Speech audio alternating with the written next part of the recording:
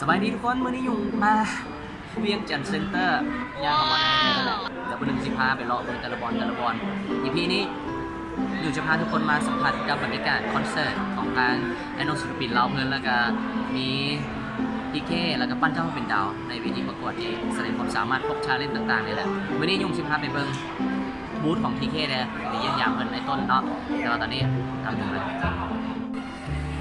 แค่ยุงเข้ามาแล้วทางด้านในก็จะมีบูธทีเคดิอันนี้เพิ่นกำลังถ่ายรูปกันอยู่ไอ้ต้นอยู่ทางด้านในแหละเดี๋ยวยุงสิเข้าไปถ่ายรูปน้ำเพิ่นอยู่ตอนนี้เก็บบรรยากาศก่อนแล้วก็จะเป็นโซนศิลปินเพิ่นเอาจะออกผลงานเนาะเอาผลงานของแต่ละปีในที่ผ่านมามาโซ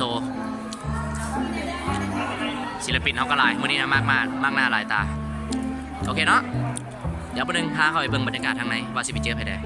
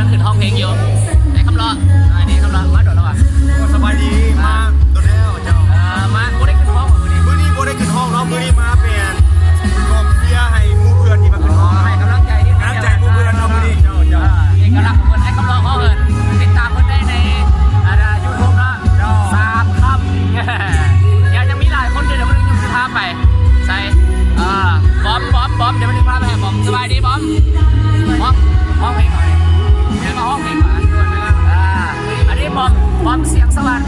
นะใครที่ว่าเคยติดตามรายการต้องแม่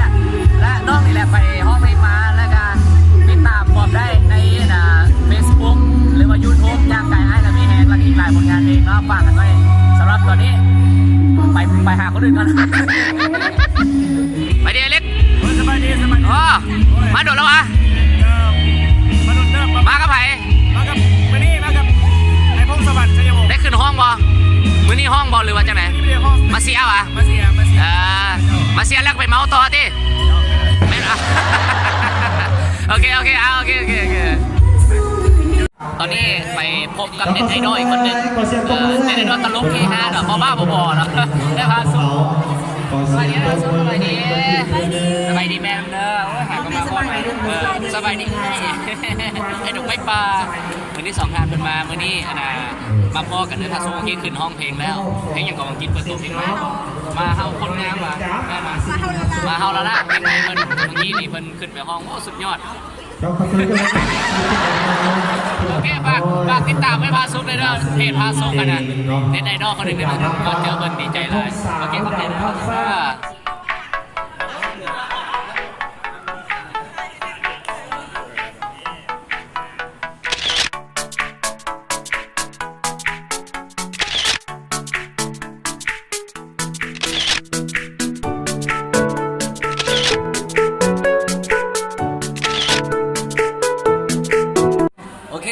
นี่คือบรรยากาศภายในงานที่อยู่ใกล้เรื่องบรรยากาศทั้งหมดแล้วก็บางคนอาจจะไปหมดถึงอาจจะหมดสัมภาษณ์โบครบคนเพราะมันหลายคนเกินไปก็แล้วสำหรับ EP นี้ปิดกันไว้เพียงเท่านี้อย่าลืมเข้าไปให้กำลังใจด้วยนะสำหรับตอนนี้ไปซ่อกินเบียร์กัน